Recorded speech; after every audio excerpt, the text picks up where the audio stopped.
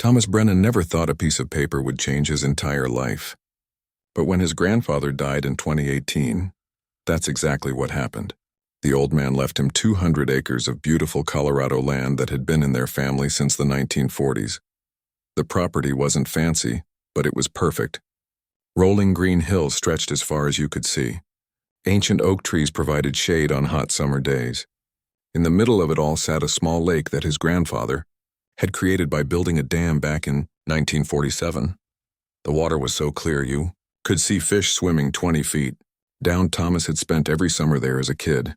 He remembered helping his grandfather feed the cattle and fix fences. They would sit by the lake in the evenings, fishing and talking about life. His grandfather always said the land was special, not because it was worth money, but because it represented something bigger: freedom, independence, the right to live life on your own terms. Now Thomas owned it all. The cattle were still there, about 50 head grazing peacefully in the pastures. The dam still worked perfectly, keeping the lake full and providing water for the animals. Everything was exactly as his grandfather had left it. Thomas had a simple plan. He would keep running the small cattle operation, just like his family had done for decades. Nothing fancy, just enough to pay the bills and maintain the property. He had a regular job in town as an electrician, so the ranch was more about preserving family tradition than making money. For the first few months, life was peaceful. Thomas would drive out after work to check on the cattle and make sure everything was running smoothly. On weekends, he would sit by the lake and remember all those conversations with his grandfather. He felt connected to something important, something that most people had lost in the modern world. Then the developers showed up. It started with a knock on his door one Tuesday evening. 3 men in expensive suits stood on his porch, all smiles and firm handshakes. They represented Mountain View Development Company, and they had big plans for the area. They wanted to buy the land around his property. Not his land, they were quick to point out, just the parcels that surrounded him on 3 sides. They were planning something called Hillcrest Meadows, an upscale subdivision for families who wanted to escape city life, but still have modern conveniences. The lead developer, a man named Peterson, spread out colorful brochures on Thomas's kitchen table. The pictures showed beautiful homes with perfect lawns and decorative fountains, happy families walking along paved trails, children playing in well-maintained parks. "We're not here to pressure you," Peterson said with a practiced smile. "We just wanted you to know what was happening and see if you might be interested in selling too. We could offer you a very fair price." Thomas looked at the brochures but wasn't impressed. The houses all looked the same to him, perfect maybe, but soulless. Nothing like the character his grandfather's property had. "I'm not interested in selling," Thomas said politely. "This land has been in my family for 3 generations. I plan to keep it that way." Peterson nodded like he understood, but Thomas could see disappointment in his eyes. "Well, if you ever change your mind, here's my card. The offer will remain open for quite some time." After they left, Thomas threw the brochures in the trash and forgot about the whole thing. He had no idea how much his life was about to change. Construction began 6 months later. Thomas watched from his porch as trucks brought in equipment and workers started clearing trees. At first it was just noise and dust. Then roads appeared, followed by water lines and electrical cables. The first houses went up quickly. They were bigger than Thomas expected, with 3-car garages and elaborate landscaping. Each one probably cost more than his grandfather had made in his entire lifetime. As more families moved in, Thomas started noticing changes. His peaceful evenings were interrupted by the sounds of lawnmowers and children playing. Not that he minded children, but the quiet solitude he cherished was disappearing. The new neighbors seemed nice enough. Some even stopped by to introduce themselves and compliment his property.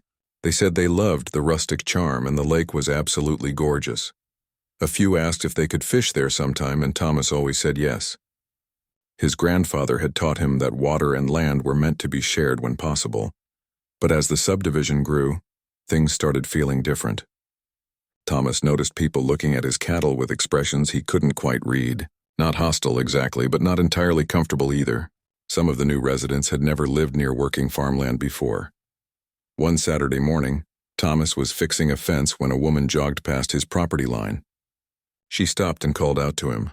"Excuse me, is this your ranch?" she asked, slightly out of breath. "Yes, ma'am," Thomas replied, setting down his tools. "It's really beautiful," she said. "But I was wondering about those cows. Are they safe? My kids like to ride their bikes on the road here, and I just want to make sure there's no danger."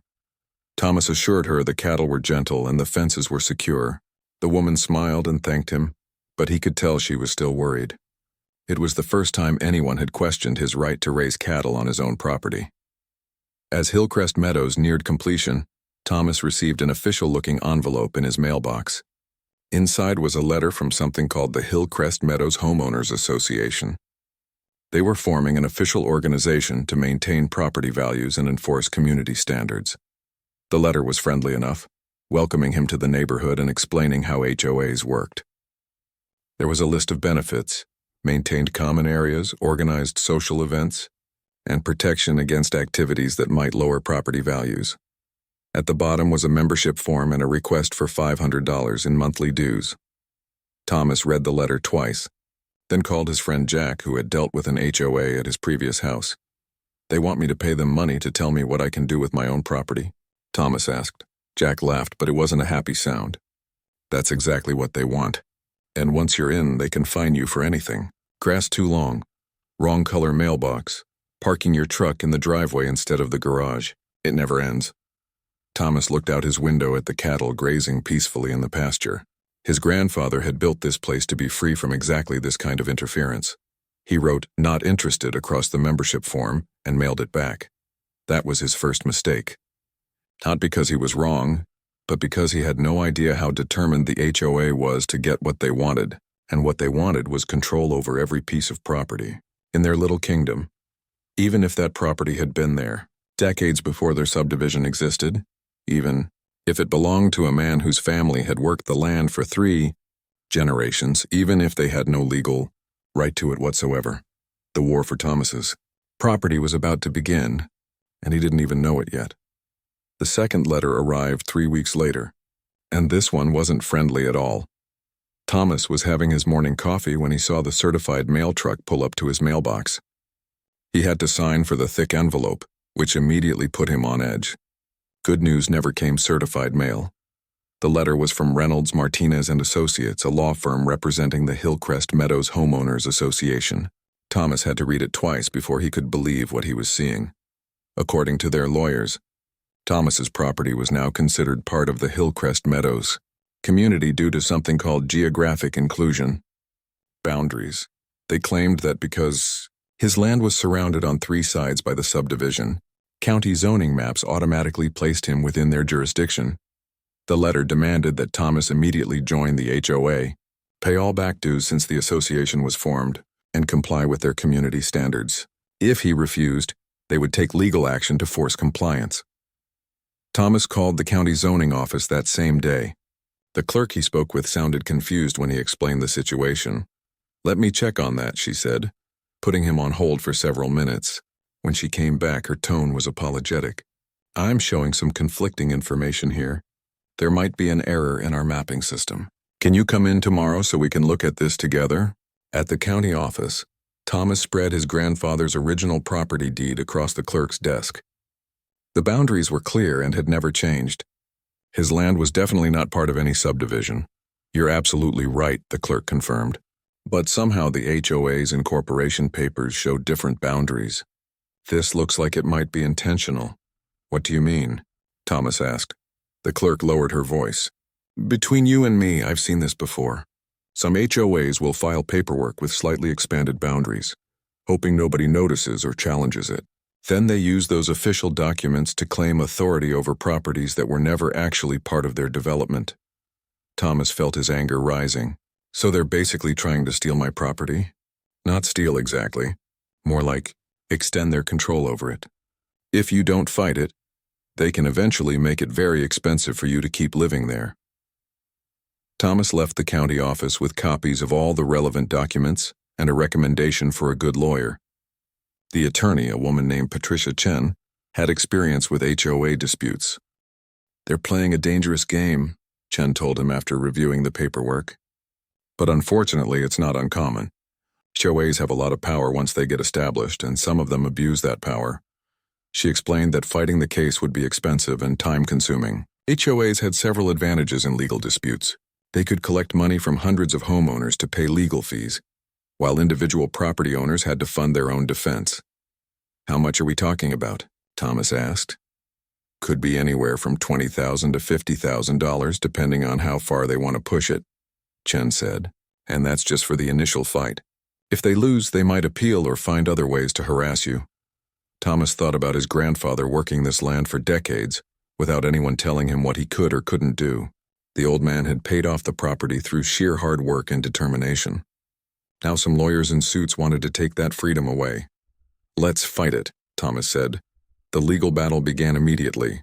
The HOA filed their lawsuit, claiming Thomas's cattle operation violated community standards and constituted a public nuisance. They wanted a court order forcing him to remove all livestock and maintain his property according to their landscaping requirements. Thomas countersued, challenging their authority and demanding they remove his property from their jurisdiction. He also filed complaints with the county about their fraudulent boundary claims. As the case dragged on, Thomas started noticing other forms of pressure. Anonymous complaints were filed about his cattle creating noise and odors. The county health department showed up to inspect his operation twice in 1 month. Someone called the fire department claiming they saw smoke coming from his property when he was just burning brush in a safe, legal manner.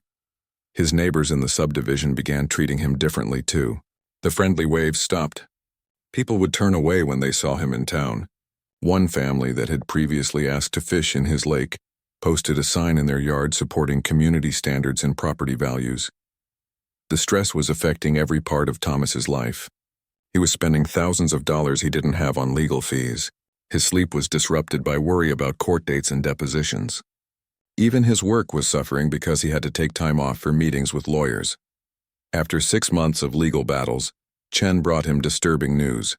The HOA had filed additional complaints alleging that his dam created safety hazards for the community. They claimed the water level fluctuations could cause flooding that might damage homes in the subdivision. "This is ridiculous," Thomas said. "That dam has been there for over 70 years without causing any problems." "I know," Chen replied. "But they're trying to overwhelm you with multiple legal challenges. They want to make it so expensive and stressful that you'll give up and sell the property to them cheap." The worst part was discovering how much money the HOA had to work with. Their annual budget from homeowner dues was over $400,000. They could afford to drag out legal battles indefinitely.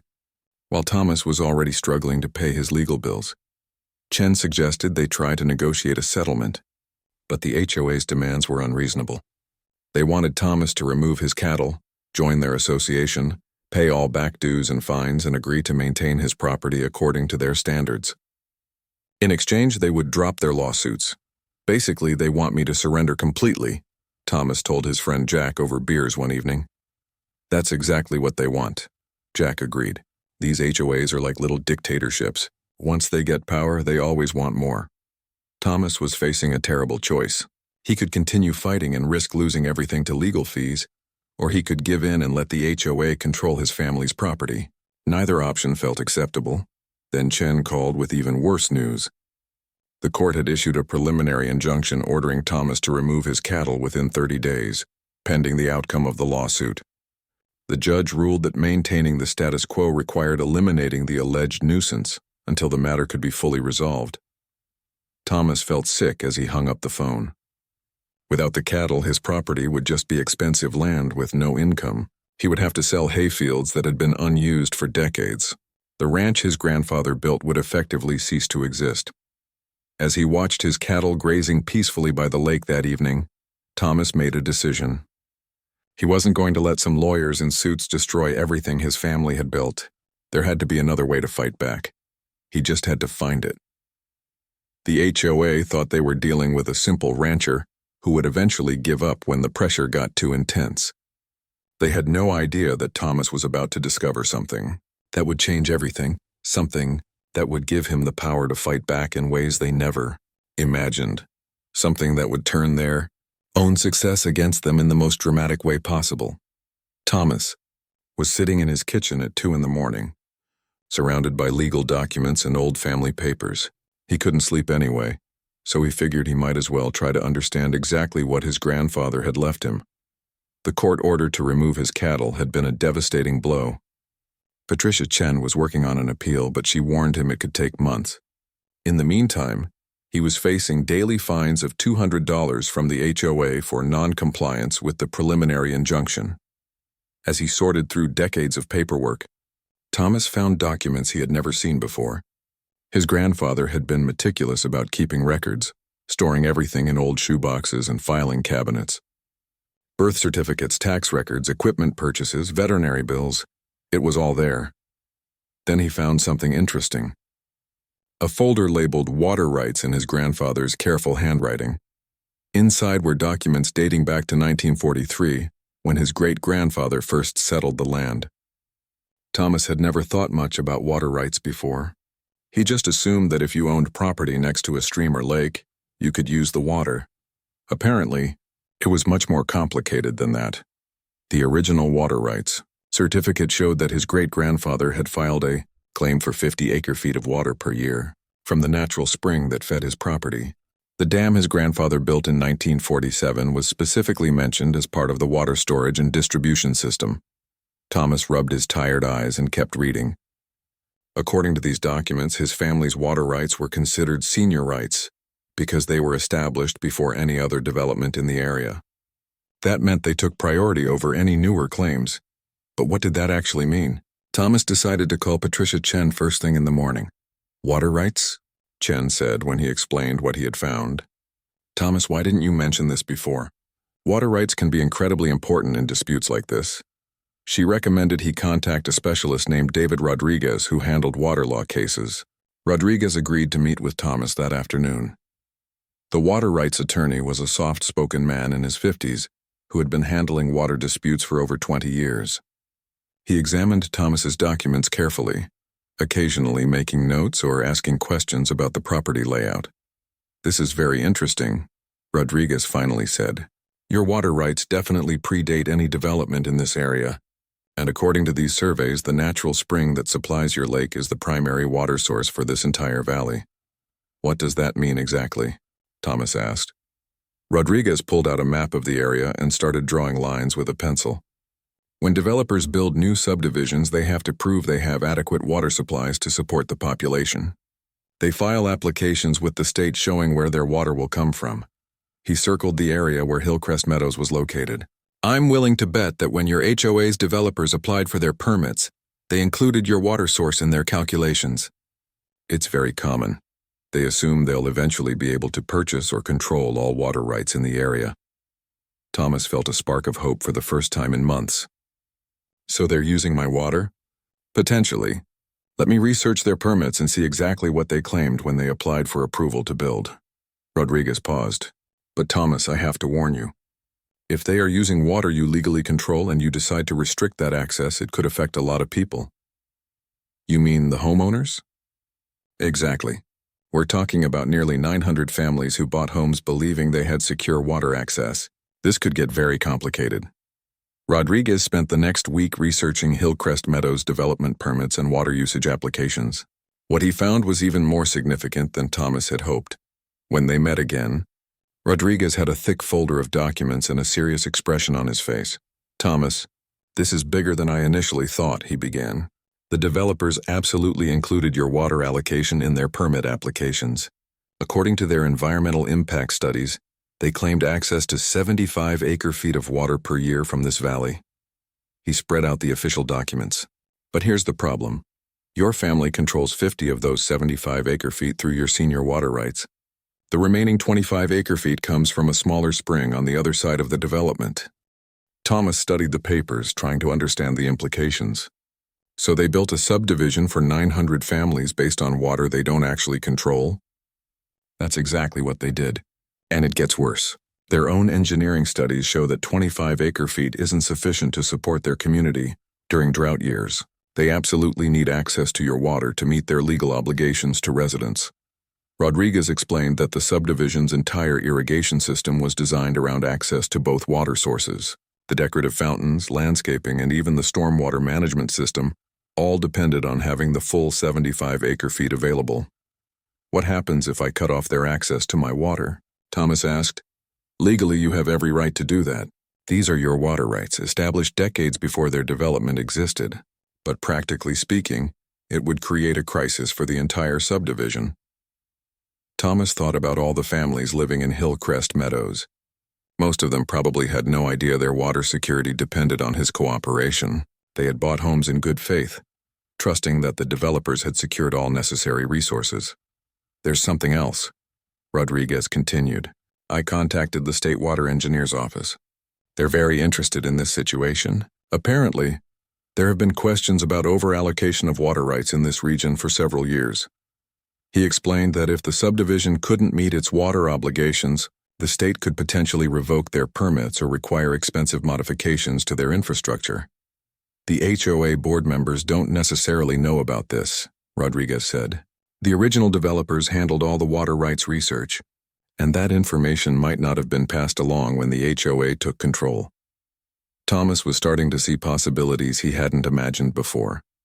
So I could offer to continue sharing the water, but only if they drop their lawsuits and leave my property alone. That's one option. But you'd want to be very careful about how you approach it. Water rights disputes can get extremely contentious, especially when residential properties are involved. Rodriguez recommended that Thomas document everything carefully before making any moves. They needed to verify exactly how the subdivision's water system worked and confirm that cutting off access would actually create the problems they thought it would. I can help you with the legal research, Rodriguez said, but you might want to hire an engineer to inspect their actual water infrastructure. We need to understand the practical implications, not just the legal ones. That evening, Thomas walked down to his dam and looked out over the lake. The water was crystal clear, just like it had been when he was a kid fishing with his grandfather. Dozens of families in the subdivision probably enjoyed the view every day from their back decks. He thought about all those people who had moved to Hillcrest Meadows seeking a better life for their families. They weren't responsible for the legal harassment he was facing. That was coming from the HOA board members and their lawyers, but those same families were paying dues that funded the legal attacks against him. Their money was being used to try to force him off his own property. Thomas made a decision. He would give the HOA one chance to resolve this dispute fairly. If they refused, he would use every legal tool available to protect his family's property, even if that meant turning off the water to 900 homes. The HOA had started this fight by trying to control something that didn't belong to them. Now Thomas had found something he controlled that they desperately needed. The balance of power was about to shift dramatically. The engineering report arrived on a Thursday morning, and it confirmed Thomas's worst fears about the subdivision's water dependency. The engineer, a woman named Lisa Park who specialized in residential water systems, had spent 3 days examining Hillcrest Meadows' infrastructure. Her findings were damning. The entire community is built around dual water sources, Park explained during their meeting. They have pumps, distribution lines, and storage tanks all designed to handle 75 acre-feet annually. If you remove 50 of those acre-feet, their system simply can't function properly. She showed Thomas photographs of the subdivision's water infrastructure. Massive underground pipes connected his lake to their treatment facility. Backup pumps were positioned to draw water from his property during peak demand periods. During summer months, when irrigation needs are highest, they're pulling almost 80% of their water from your lake. Park continued. The smaller spring on their property can't handle that load. Thomas stared at the photos.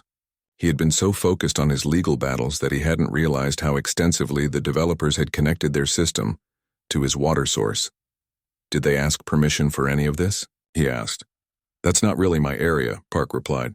But based on what I can see, they built this infrastructure assuming they would eventually control your water rights. These aren't temporary connections.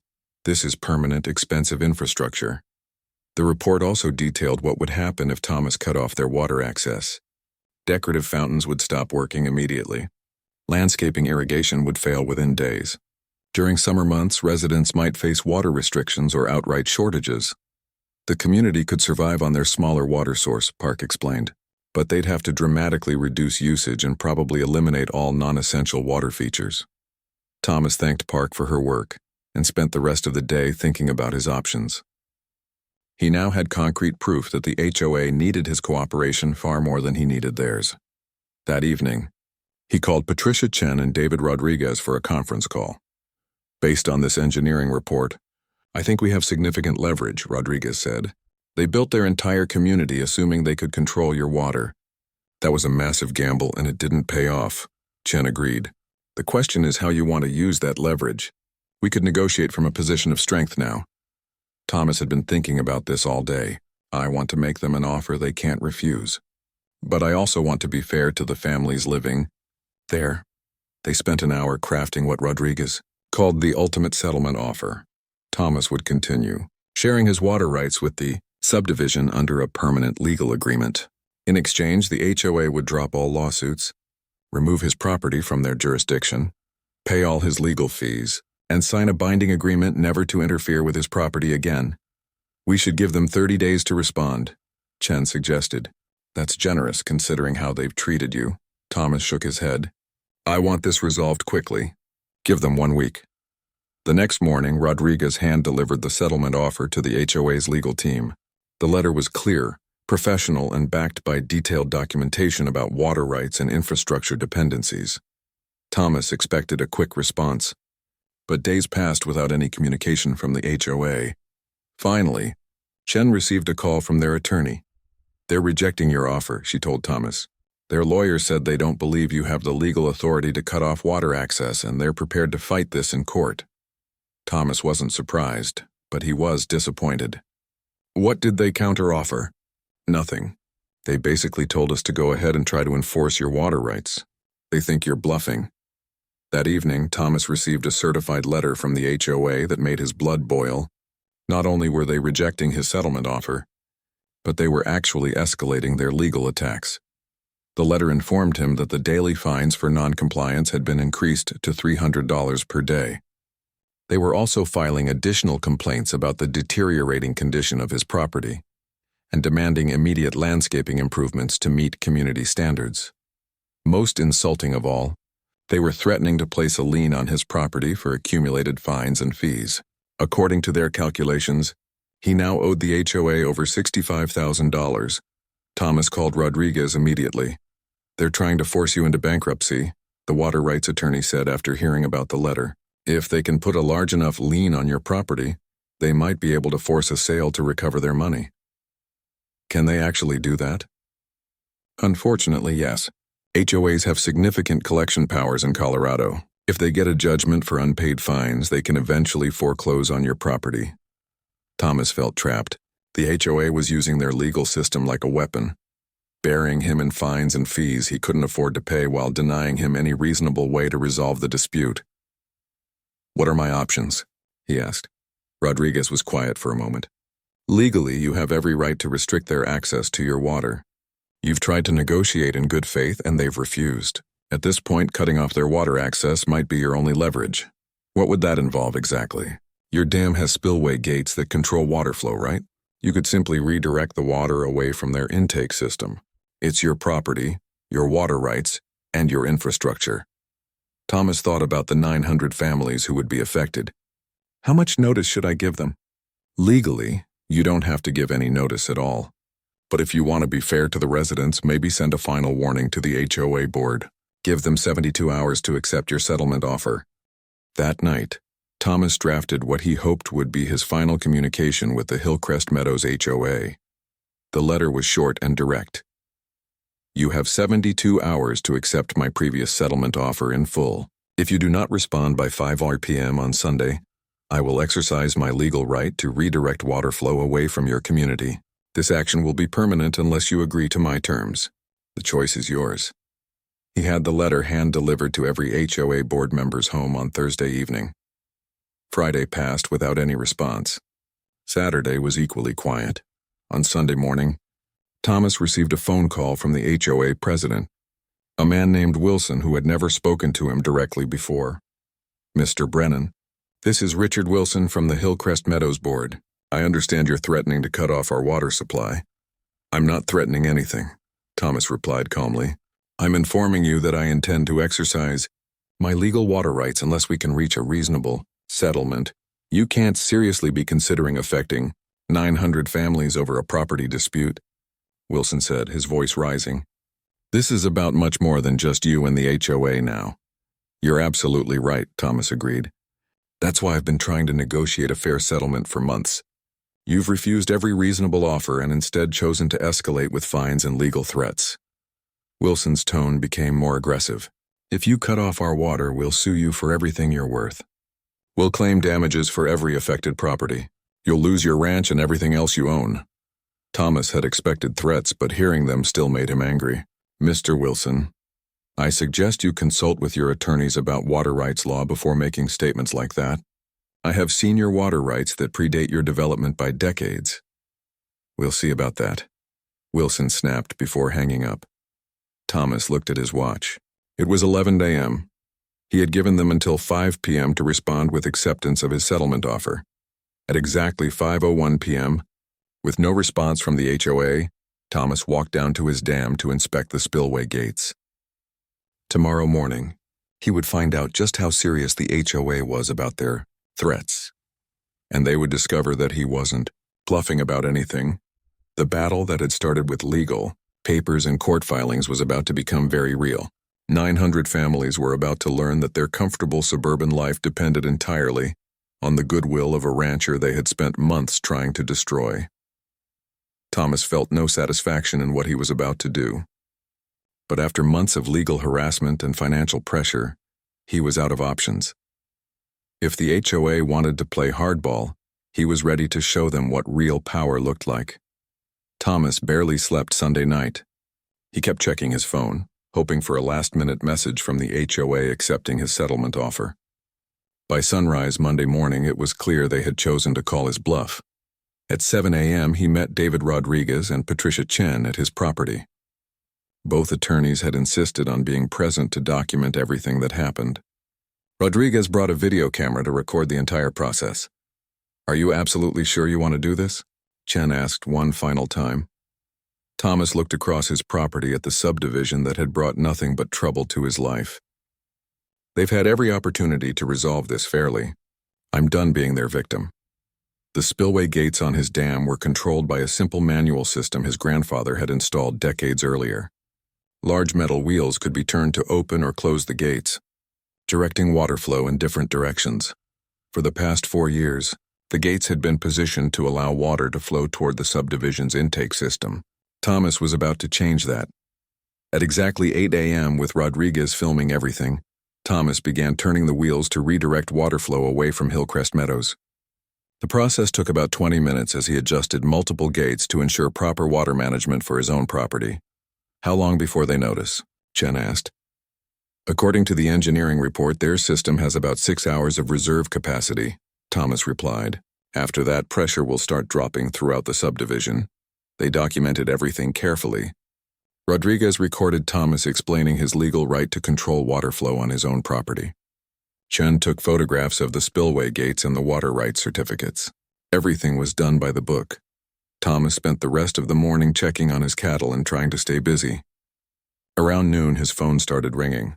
The first call was from Richard Wilson, the HOA president. "What the hell do you think you're doing?" Wilson shouted without any greeting. "Exercising my legal water rights," Thomas replied calmly. "Just like I told you I would. You can't do this. We have contracts with water suppliers. This is illegal." Thomas had prepared for this conversation. "Mr. Wilson, I suggest you review your contracts carefully. I think you'll find that your water suppliers were providing access to my water without my permission. We'll have an emergency court order by this afternoon," Wilson threatened. "You're welcome to try," Thomas said. "My attorneys will be very interested to see how you explain your unauthorized use of my water rights to a judge." The next call came from someone claiming to represent the subdivision's water management company. Then a county commissioner called asking if there was any way to resolve the situation quickly. By afternoon, Thomas's phone was ringing constantly. Reporters had somehow gotten his number and wanted interviews. Residents were calling to complain about water pressure problems. Even his own relatives were calling after seeing news reports about the situation. The real drama began around 3 p.m. when Thomas saw a convoy of vehicles racing down his driveway. 3 SUVs and a pickup truck skidded to a stop in front of his house, and several men in suits jumped out. Leading the group was Wilson, along with other HOA board members, and what appeared to be their attorneys. They looked angry and desperate. "Mr. Brennan, you need to turn the water back on immediately," Wilson demanded. I'm happy to discuss a settlement based on the terms I offered last week, Thomas replied. One of the lawyers stepped forward. We filed for an emergency restraining order. You'll be in contempt of court if you don't restore water flow. Rodriguez, who had been monitoring legal filings all day, spoke up. Actually, the judge denied your request for an emergency order about an hour ago. Mr. Brennan is exercising legitimate property rights. The lawyer looked stunned. That's impossible. We're talking about a public health emergency. No, you're talking about the consequences of building a subdivision based on water rights you don't actually own, Rodriguez replied firmly. Wilson's face was turning red. Do you have any idea how many people you're affecting? There are families with small children who need water. Thomas felt a stab of guilt, but he pushed it aside. Those families are your responsibility, Mr. Wilson. You collected dues from them for years while using my water without permission. Maybe you should have thought about their welfare before starting a legal war against me. The confrontation continued for another 20 minutes, with HOA representatives alternating between threats and pleading. Thomas listened politely but refused to budge from his position. Finally, Wilson played what he clearly thought was his trump card. We'll pay you for the water usage. Name your price, Thomas shook his head. This was never about money. This is about you trying to steal my property rights and destroy my family's ranch. Payment doesn't fix that. As the HOA delegation left, one of the attorneys warned Thomas that they would be back with federal authorities if necessary. Thomas just waved goodbye. The next 3 days were unlike anything Thomas had ever experienced. The story went viral on social media, with people taking sides based on whether they supported property rights or worried about the affected families. News trucks lined the road outside his property. Reporters tried to interview him every time he left his house. Hillcrest Meadows residents gathered at the subdivision entrance, holding signs demanding water restoration. The HOA tried everything they could think of. They filed new lawsuits, contacted federal agencies, and even hired a private investigator to look for any violations on Thomas's property. Nothing worked. Thomas's water rights were clearly established and properly documented. He was acting within his legal authority on his own property. By Thursday, the pressure was becoming unbearable for the HOA. Several major landscaping features in the subdivision had died. Residents were complaining about brown lawns and empty decorative fountains. Some families were talking about moving away. Property values were starting to drop as potential buyers learned about the water situation. Real estate agents were telling sellers that homes in Hillcrest Meadows might be difficult to sell until the water dispute was resolved. Friday morning brought the phone call Thomas had been waiting for. Mr. Brennan, this is Attorney Davidson representing the Hillcrest Meadows HOA, the caller said. My clients are prepared to accept your settlement terms. Thomas felt a wave of relief mixed with exhaustion. All of them? Complete dismissal of lawsuits, removal of my property from HOA jurisdiction, payment of legal fees, and a permanent agreement not to interfere with my property. Yes, all of your terms. We're prepared to sign agreements today if you'll restore water flow. I'll need everything in writing and properly notarized before I touch those spillway gates, Thomas said. The legal paperwork was completed by Saturday afternoon. Thomas had never seen lawyers work so fast. The HOA agreed to everything he had demanded, plus additional protections he hadn't even thought to ask for. They paid his legal fees in full, over $40,000. They formally removed his property from their jurisdiction and filed the necessary paperwork with the county. Most importantly, they signed a binding agreement never to interfere with his property rights again. Saturday evening, with Rodriguez and Chen present as witnesses, Thomas reopened the spillway gates to restore full water flow to Hillcrest Meadows. Within hours, decorative fountains were flowing again. Sprinkler systems resumed their normal schedules. The crisis was over. Sunday morning, Thomas woke up to peace and quiet for the first time in over a year.